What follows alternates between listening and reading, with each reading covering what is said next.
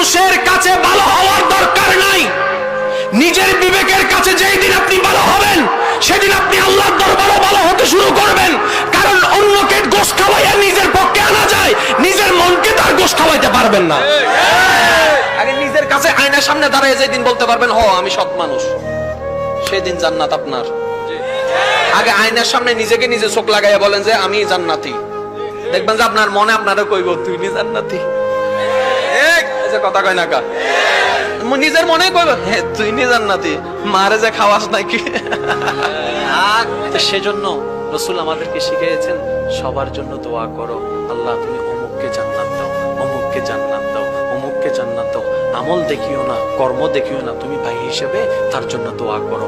যখন তুমি তোমার আল্লাহ যখন দেখবে তুমি আল্লাহর বান্দার উপকারের জন্য দোয়া করছো, আল্লাহ তোমার জন্য হাসরের বিচারটাও সহজ করে দেবে।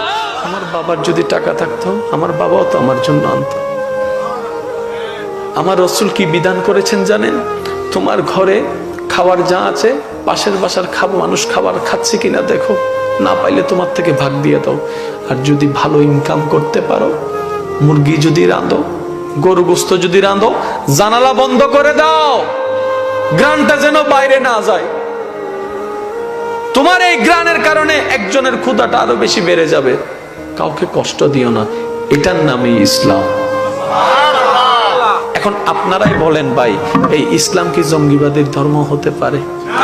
এই ইসলাম কি মারামারির ধর্ম হতে পারে? এই ইসলাম কি খুনাখুনির ধর্ম হতে পারে? ইসলাম তো বাঁচানোর ধর্ম, ইসলাম তো ভালোবাসার ধর্ম। বলেন না সুবহানাল্লাহ।